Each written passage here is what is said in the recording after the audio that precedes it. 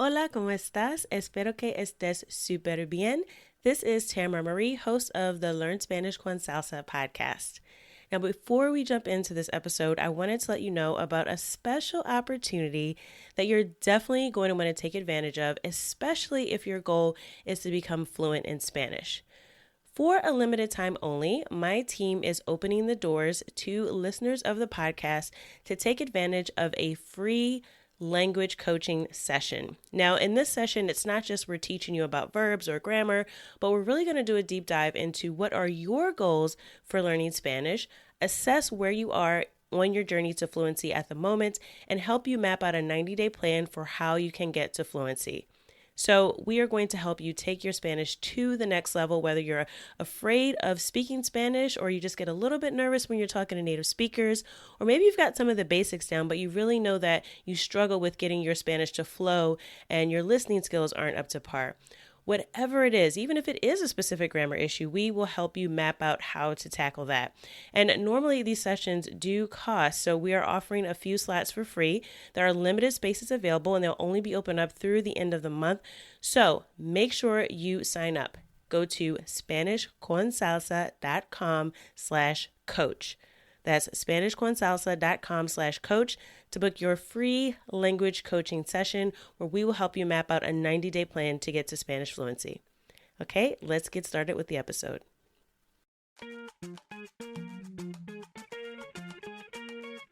Bienvenidos! Welcome to the Learn Spanish con Salsa podcast, the show for Spanish learners that love music, travel, and culture.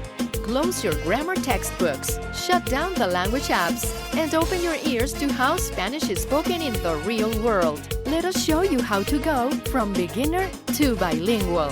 Here is your host, certified language coach, Tamara Marie. Bienvenidos al episodio 171. Welcome to episode 171 of the Learn Spanish con Salsa podcast. I am super excited to share a conversation with you this week with one of the star members of our Spanish Fluency Club. And if you're not familiar with the Fluency Club, it's actually our online community where we not only learn Spanish with music, but we also get plenty of practice speaking it and learning to just get comfortable with having conversations in Spanish.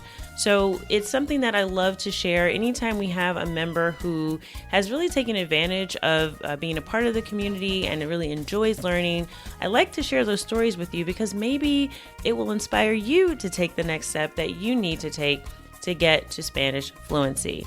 And spoiler alert, it's probably not learning another grammar topic. It's probably more in line with actually putting into practice what you have learned. And Kimberly's story really does speak to that. She talks about how she spent almost 2 years learning Spanish on an app before she even tried to speak the language and got comfortable with speaking. And Kimberly is proof positive that you can learn Spanish no matter how old you are, no matter what your schedule is. She is a nurse. She is a mom, so she's definitely very busy. She has a lot to do with her work and with her family, and she started learning over 40. So you don't have to be a college student or a baby to start learning Spanish in order to get to a point where you feel comfortable speaking the language. So I'm really excited to share Kimberly's story with you. I'm sure you will find her energy infectious and that you will hopefully get some good advice from her on how you can incorporate Spanish into your daily life so that you can actually get to fluency one day, and not just make it one day, but make that day sooner rather than later. So without further ado, here's my conversation with Kimberly. Thank you so much, Kimberly, for joining me today on the Learn Spanish con Salsa podcast. I'm so excited to be here. Thank you for inviting me. Yes, and Kimberly, so you were called out to my attention as being one of the star members of the Spanish Fluency Club. So I wanted to talk to you just to get an idea of what your experience has been, and so that other people could be inspired, hopefully, by your story as well. So just start out by telling us a little bit about you and why it is that you wanted to start learning Spanish in the first place. Well, ever since I was young, ever since I could remember, I've always thought Spanish was just the coolest language. I've either as a kid or as an adult, I've lived in Arizona, a little California, Texas, and then as an adult, 5 years in Colorado. And so lots of Spanish. So it's pretty much everywhere. And then even I have Sesame Street. Yeah. So everything was just like, I want to learn that language. And then I finally got into high school and I took Spanish and I did well. I don't know how, because I look back and I'm like, I don't know if I really be able to speak much, right? So, and then I even took a year of Latin in college. And actually, that is so beneficial if anyone has the opportunity to take Latin.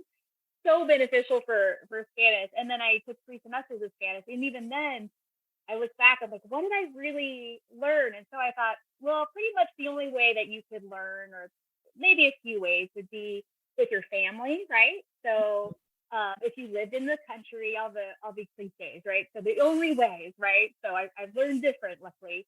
And then also, oh, maybe if you could learn at the university through a textbook, right? And so I still really wanted to learn Spanish, but my life pretty much progressed. I would try to speak some Spanish to people that I worked with at my different jobs, and then I just really was like, I really want to learn Spanish, and I want to learn it now. I was in my 40s, and so I started really simple with the app with the owl. Everybody knows, right? So Yes. be nice, yeah. And at one point, I had a 500-day streak, right? Wow. Oh, and I would just do a few minutes a day, and I looked, and I was doing a few other things, thank goodness. But then I decided, nope, you need to just go all in, pick a few, and just go all in. And I was like, all right. I did have to tell my husband, I'm like, just so you know, I'm like, I went ahead and stopped. I removed it, but looking back, I'm like, what did I even really learn? Like 500 days, even if it's just Wow. 5 minutes. But then again, it is nice to just kind of help. It's there's a free version. So at that point, I started to listen to people, and a lot of people would say, actually, just you should just start talking to people and actually get involved. That's the real way. Have like a tutor. You can get a tutor online, and we're really lucky that we have technology. Right.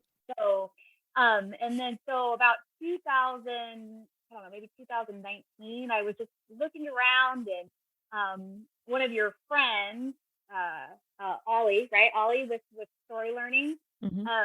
So I went across his program, and I started with that. So, and then I was just using a little bit here and there. I would use an application for vocabulary. It's a really good one. I don't know if I'm allowed to say the different applications that I use, or if I Yeah, you can. can share. Feel free to So, share. Yeah. If it's been so, helpful to so you.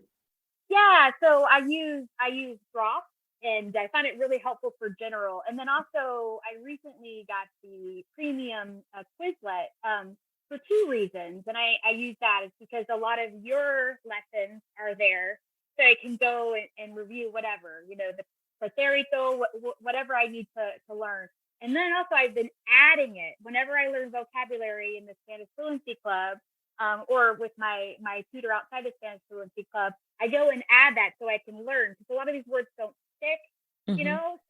So I do that, and then I do Zumba, and I love Zumba, and I love the songs, and almost all my playlists are all just Spanish songs. There's a few English, a few that are in there, and I really wanted to know the lyrics. And then also, I'm a nurse. I work mostly with adults, but I also I work mostly with kids, but I speak to a lot of parents and then some adults. And I used to be inpatient. Now I actually work via telephone and computer. So, but even then, I'm like, I really need to learn Spanish. And my biggest motivation is actually the culture. I want to talk to people and in culture. So I do like nursing. I do like medicine. I like being able to talk about that. But that's always going to be kind of tertiary, if that makes Hmm. sense.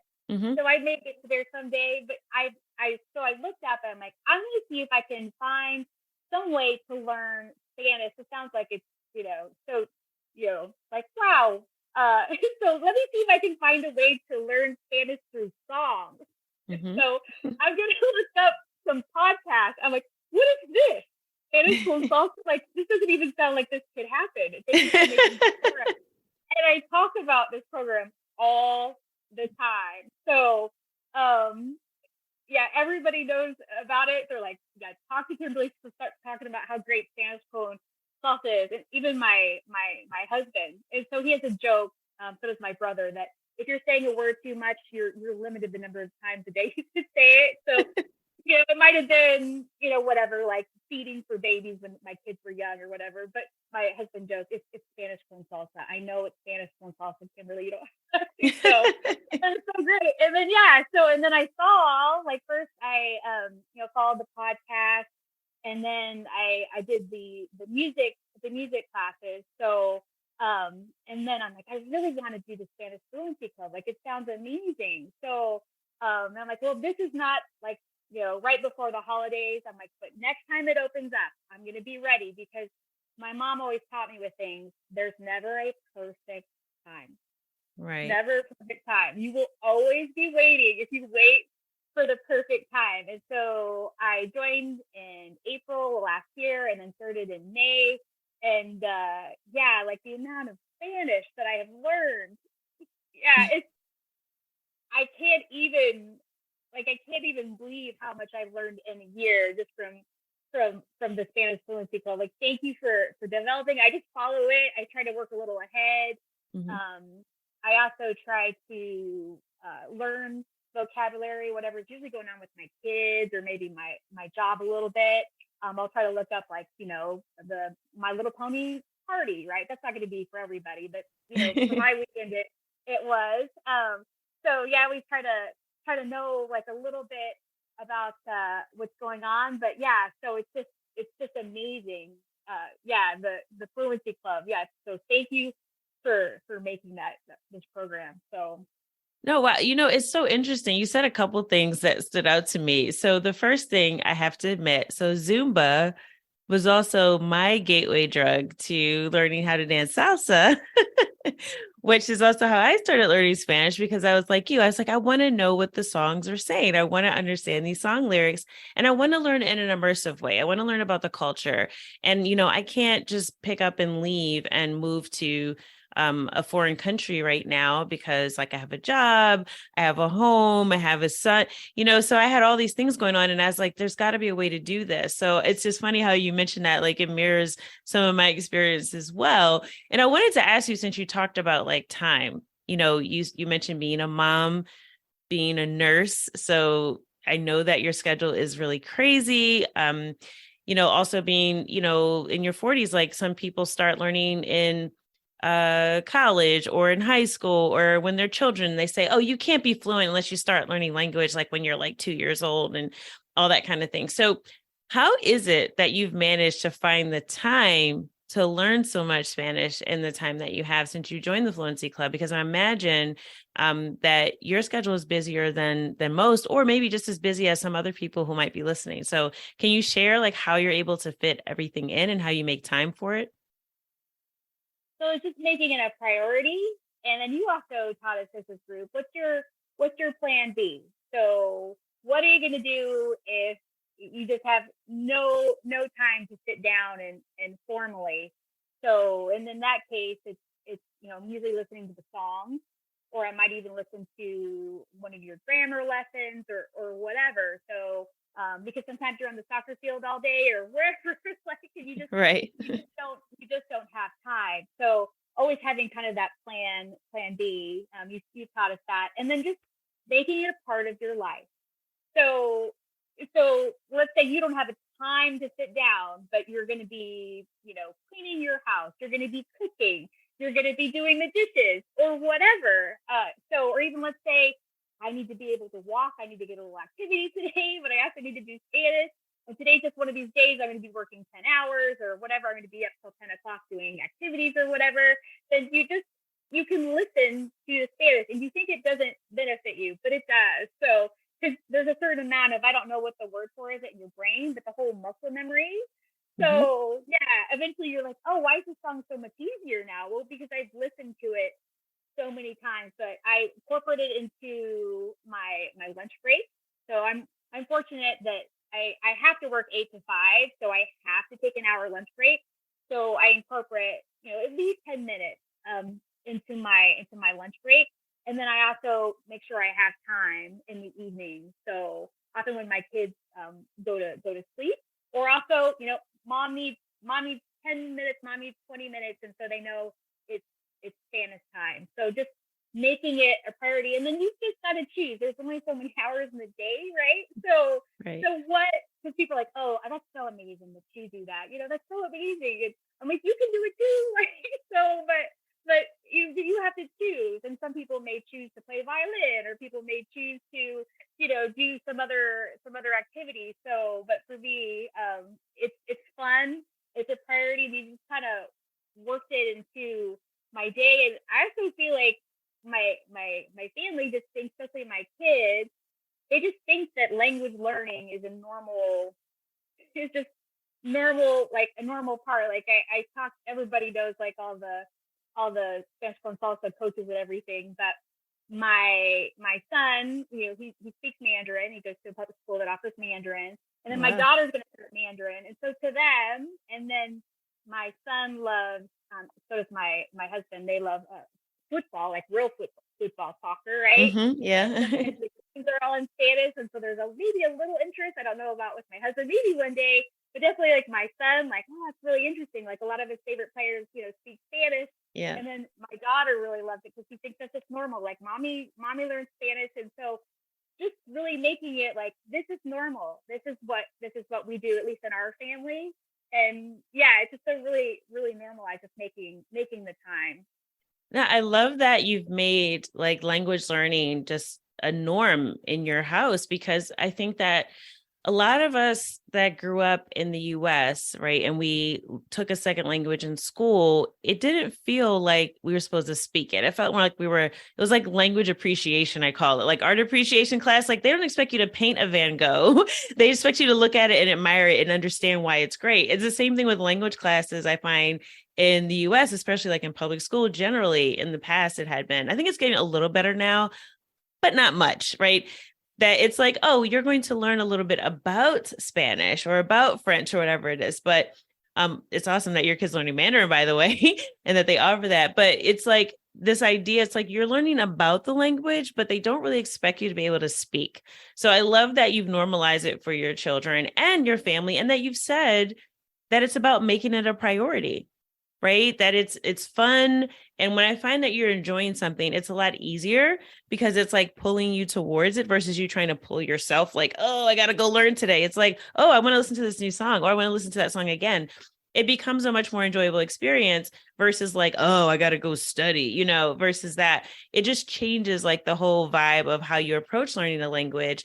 And yeah, so I love that you said that. And I do have a question and a follow-up question, because my son also loves soccer or football, right? Like as the rest of the world calls it. So I got to ask what his favorite players are. I want to see if there's any commonalities here. So I want to make sure. So I know. So he Messi. So Uh-huh. and then is it? So I listen, but you know what I mean. Like his knowledge of soccer is just off the charts, right? So were It's you like something watching the I World would Cup? never. Did you see Messi in the World Cup? Yeah. So yes, and then Yeah. also Christian Ronaldo. Cristiano So Ronaldo. so Hmm. and I know there's so many. He'll be like, "Yeah, Mom, how did you not know all my favorites?" Or same thing with my husband, who they both like the Premier League, and so this is, you can see, like, not my specialty when I'm talking about football, Well, but you but know I what? love I think we need to it. get them together for a chat, because I think like my son is all over Ronaldo and Messi as well. We watched the World Cup. He had to tell me about soccer, because he also plays soccer. So he was trying to explain to me what was going on in the World Cup. So I had to get educated too. So it sounds like we're in Well, the yeah, same boat it is. with that. Yeah, and then they both like the Premier League, and then my husband likes Manchester City, and then there's Mhm. he's a huge player for Manchester City. I can just picture him right now. So he just scores like amazing goals, and then my son is Manchester United. So, but they do Very try to cool. root for each other. So yeah, and they just yeah, like they're so yeah, so enthusiastic. So because I keep learning more, but as you can tell, I'm kind of new and I'm trying to learn because they just are so excited about, yeah. So, but sometimes the games like are completely in Spanish. Yes, So yeah. You'll learn a lot of soccer vocabulary just watching that be on the goal, right? You learn them kind of talking about things. Yeah, that's really cool. So we talked about like making time for the language by making it really a part of your life, which I think is key because when we're trying to do something, and especially when we have family, we have friends, we're already involved in things, it can feel sometimes, I don't know if you felt this way, but like learning the language, you can feel a little isolated because maybe you don't have friends that are already interested in learning Spanish. And you're like, I'm really interested in this. Like, where are my people, right? Where are the people that I can talk about this with, that kind of understand that feeling of, when you hear people speaking Spanish, you're out in public and you're like eavesdropping because you're trying to see, will you pick up anything they say, right? You're like, who can I talk to that understands that? So I'm curious with the Fluency Club, like what did that change about the way that you approach Spanish? Have you found having the weekly conversations group help I'm sorry, I messed it up. Have you found having the weekly conversation groups to be helpful to you, or how has that changed how you've approached learning Spanish? it's just so helpful because you actually learn, you actually use what you learn, right? So and then you can also see where things you need to work on a little bit more. So but yeah, and it allows me to be comfortable. Like although everyone thinks I'm just the biggest extrovert, everybody thinks I am, but it's kind of, I guess I could say I'm kind of an extroverted introvert. Like I can actually be very, very introverted at times. Mhm. But I just have kind of always forced myself because I don't want to be in the corner because I know if you're just in the corner not doing anything, that's what introverts do. But you know what I mean? Like I've kind of forced myself. So, but it allows you to feel comfortable so that it's not so stressful, right? So, and then it also allows you to make mistakes and like I don't know if I'm the queen of making mistakes, including in our group, but um, but also allows you to make mistakes, especially like in the group um versus like out in the community. There, I know people would be really nice, but yeah, it just takes the pressure off because they're so patient, and you also get to meet other people. You get that camaraderie. So, because sometimes you do, some of the people that I have the most outside of the Fluency Club, like kind of understanding and kind of that camaraderie is one of the people is the people who is the teacher at the gym where I go.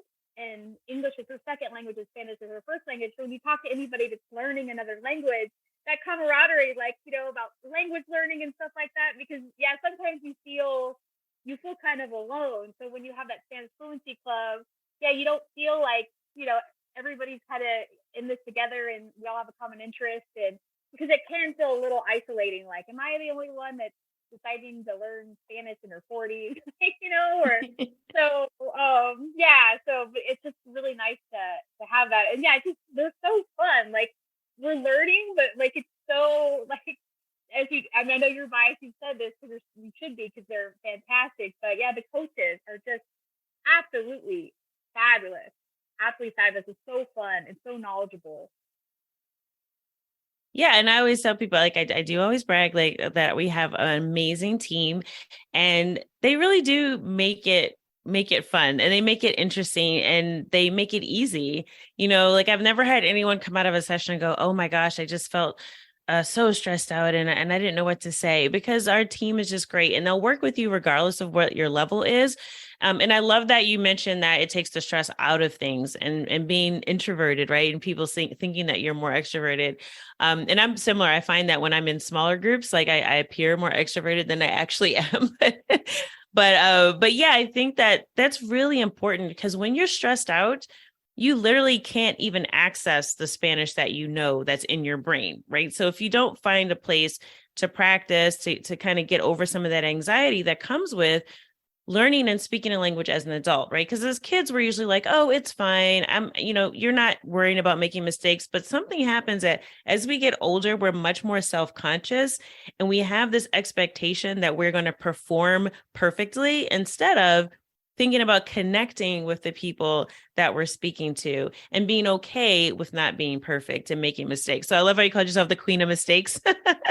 Because I think that's how you learn. You have to go out into the world and actually do things. It's similar to I was taking actually a stand-up comedy class, ironically. And one of the things we talked about in the class was you can't do stand-up comedy in your bedroom. Like you can't just be writing jokes and never test them out. Because what if no one laughs? What if they're not funny? But if you spend like a year, like I'm going to write the perfect jokes, and then you get up and they don't work, you've now spent a whole year and not realizing that maybe you were on the wrong track. So I think it's really interesting how it parallels with language learning, because to a certain point, like unless you actually try to speak to someone, you might not even know what those mistakes are. And the quicker you find out what they are, the quicker you can correct them. So as long as you stay behind the app, behind the computer screen, afraid to have that conversation, the longer it is that it's going to take you before you even begin your journey to fluency. Because I always say, like you mentioned Latin, which is a great thing to learn so that you understand the base of a lot of words that are in Spanish, because that is the root of the spoken Spanish that we have today. But Latin is considered what? A dead language. Why? Because no one speaks it. So if you're learning Spanish and not speaking it, you basically kind of are learning Latin, right? Because you're not putting into practice what you're learning. So I love that you've been able to find some comfort in the group and some camaraderie. And I am curious to know, looking back on Kimberly a year ago, like this time last year, when you were just starting out and where you are now, what would you say is the biggest change you've noticed in your level of Spanish fluency? Like, what's the biggest impact it's made on you being a part of the Fluency Club? So just mostly just as far as my comfort, understanding a lot more, though that's always the hardest for me is understanding, right? So but just the comfort, and then just thinking back, like before, like I would do a few sessions with some outside Spanish con salsa tutors, and I would understand some, but like so much, I wouldn't just be able to hear like so much. Like she was saying Europa, and then I'm like, is she talking about ropa clothes? Like, it's like, you know what I mean? Like everything was, very confusing, and then not knowing the B's and the V's, right? Like, and so why does the beer to live and the beer to drink sound like, Yeah. like they don't sound the same? So, and then just my comfort level, like, and also just probably my accent. Like, I still really struggle. Like, it's going to be ongoing for me with my accent, but just pronouncing the word so much better before, and then being able to speak in Spanish, like for long periods of time. Like, I met my goal where we have to speak only in Spanish for at least 10 hours. So I met that, and sometimes it was a little bit of a struggle, but there's no way I could have done that a year ago. Like, okay, you're going to speak for about 2 hours in Spanish only.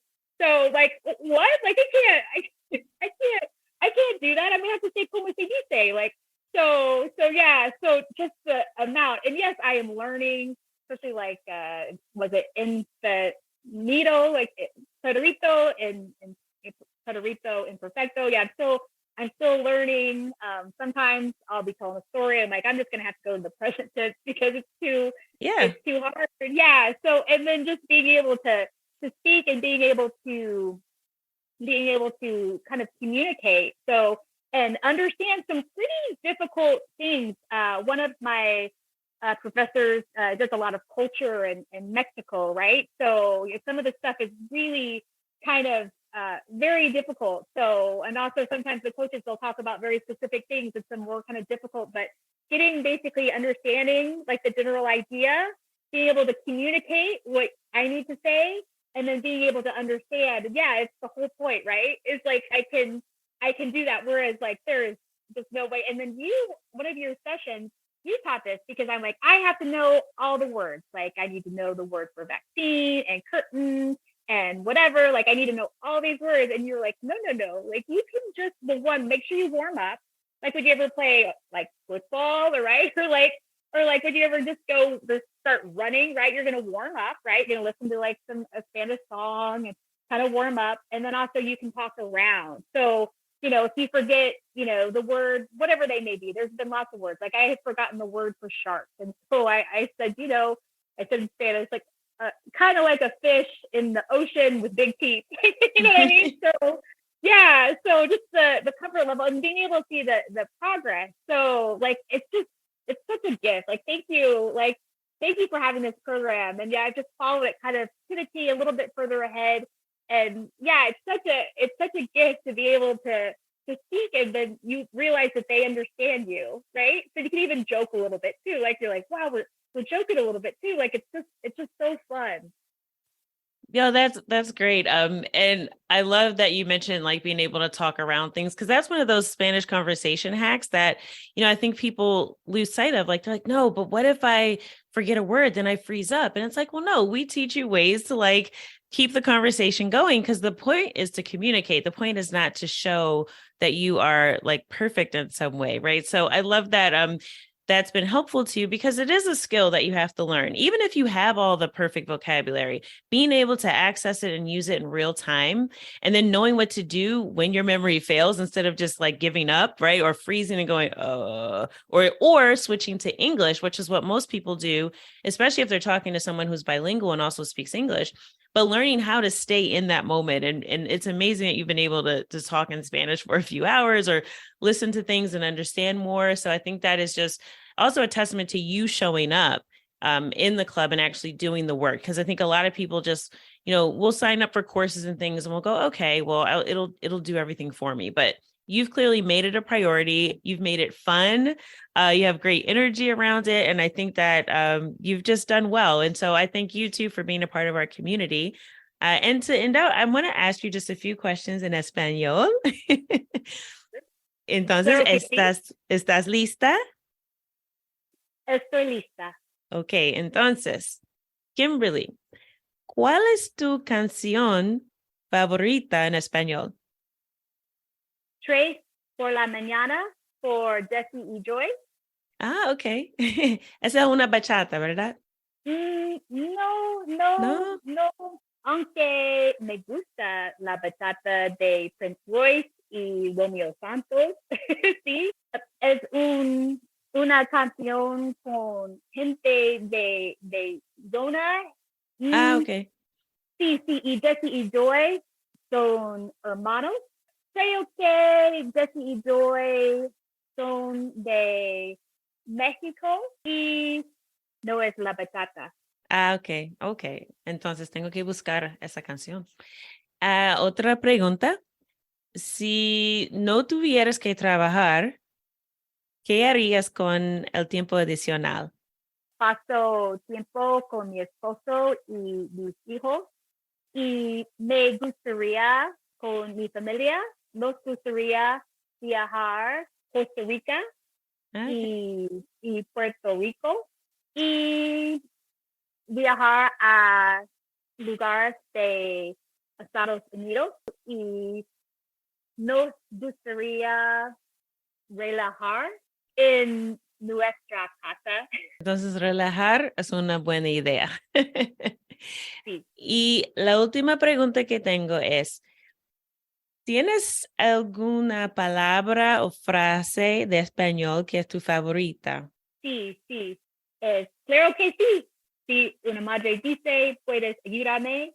Mi compañero de trabajo dice, claro que sí. Ok, muy bien. Claro que sí, es una frase muy, muy útil, yo creo, porque puedes decir claro que sí para decir sí. Es mejor que solo dice sí. También puedo decir claro que sí. Tiene más énfasis. It's more like sure. You're like definitely versus just like yeah, So I love that too. I love claro que sí too. Entonces, muchísimas gracias otra vez. Thank you, Kimberly, so much for your time and talking to us about your experience in the Spanish Fluency Club. You're so welcome. I love Spanish con salsa. Thank you so much for this opportunity. I hope you enjoyed my conversation with Kimberly. And wow, she was just really inspiring. I don't know about you, but I left energized after this conversation. And again, she's really just showing that if you make Spanish a part of your life, and if you're excited about it and you approach it in a fun way, that you can really make a lot of progress. So I want you to think about looking back where you were around this time last year, and how much progress have you made with your Spanish in that time? Do you feel confident about speaking the language? And if the answer is no, I invite you to check out our Spanish Fluency Club. Right now, the doors are open, but if you're listening to this after May 7th, you can still check it out because our waiting list will be there. So if you sign up, you'll be the first to know when we open doors again. But hopefully, if you're hearing this the first week of May 2023, you have until Sunday, May 7th to sign up for the Fluency Club. And we do have limited spots available because we really do work to match everyone up with a group that will work for them. So don't wait till the last day. Don't wait till the last minute. If you're interested, if you really think that you've been doing a lot of learning, but you really need to put into practice everything that you've been learning in Spanish, or if you're just not sure where to start to get to fluency, check out the Spanish Fluency Club, SpanishConSalsa.com/join. That's SpanishConSalsa.com/join to get all the details about the Spanish Fluency Club, and we really do give you everything you need to get to fluency. So don't wait. Like Kimberly said, her mom said, there is never a perfect time, and I cannot agree more. The only perfect time is when you decide. It's all about making a decision that my life is not going to get any easier. I'm not getting any younger. I'm not going to be any less busy because something is always going to come up. I want to be fluent in Spanish, so I'm making it a priority in my life right now. And we love to be a part of that journey. SpanishConSalsa.com/join. And as always, I hope that something you heard on the podcast has helped you go one step closer from Spanish beginner to bilingual. Hasta la próxima.